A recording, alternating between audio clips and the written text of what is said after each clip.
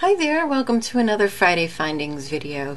Today I thought I would show you some books, magazines, and other places that I find not only jewelry instruction but also design inspiration.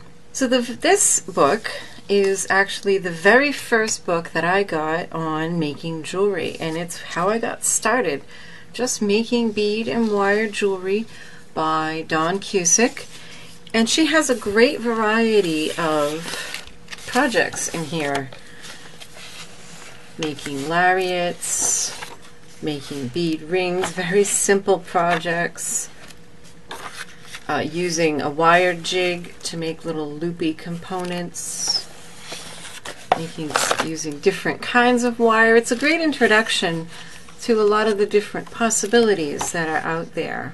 Another ubiquitous source of inspiration and ideas are magazines, and you see these in your craft stores, at the checkouts. My favorites are bead and button, bead style, and step-by-step wire jewelry. But there are lots of others out there.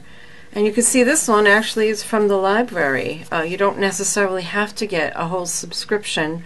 I often just get them from the library and use the ideas I want and then return them, and then I don't have to pay for them or store them.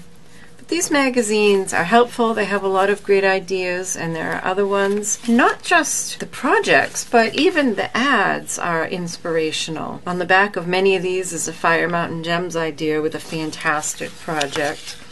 Or even just the little ads on the side, you know, looking and seeing, oh, wrapping leather with pearls, there's an idea. Or you might look at this and say, oh, that's a great color combination, I like that. So I highly recommend magazines. And then there are books that get very specific. This book, The Missing Link by Cindy Wimmer, just focuses on different kinds of links and combinations of wire to make links for jewelry. It doesn't even, not till the back does she start to go into specific projects, but she just tells you like how to make this link, which is just an interesting way of wrapping wire. Or this one,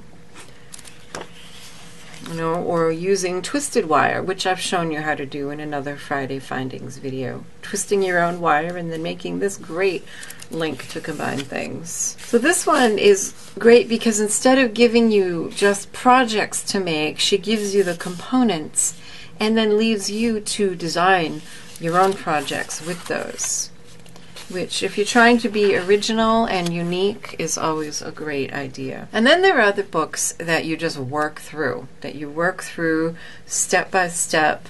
If you follow my blog, you'll see that I've been working through this book, Wire Jewelry Masterclass by Abby Hook. Of course, the photo on the cover is one of the last projects, and you kind of work your way up to that.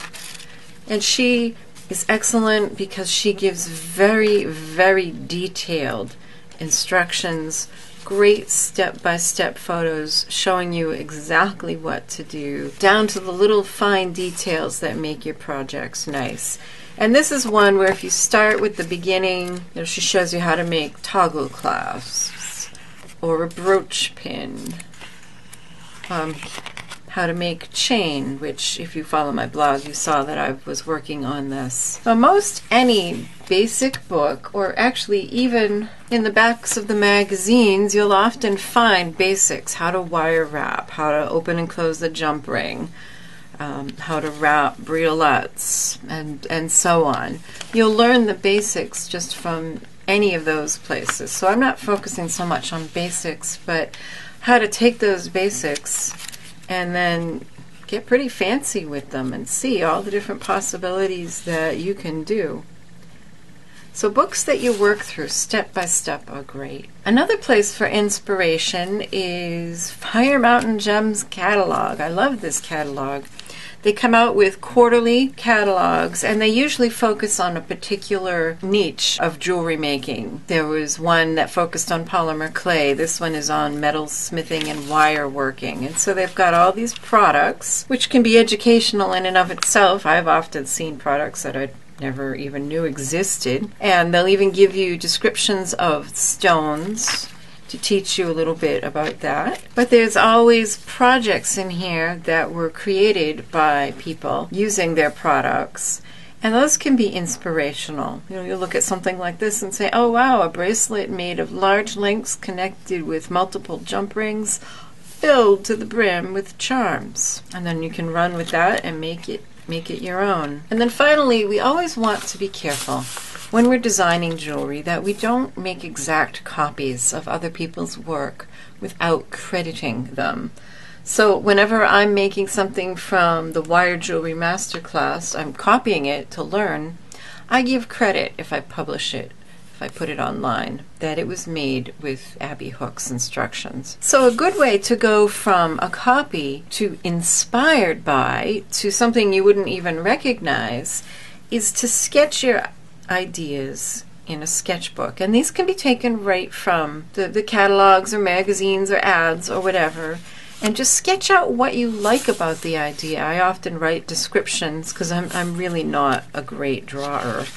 But I'll see something somewhere, like this was something, I think I saw a painting on a wall in a doctor's office and grabbed a scrap of paper and then pasted it into my scrapbook later. But you can sketch out your ideas, and then by the time you've gone ahead and made something based on these sketches, chances are it's not going to resemble the original at all by the time you've gotten done making your own changes to it.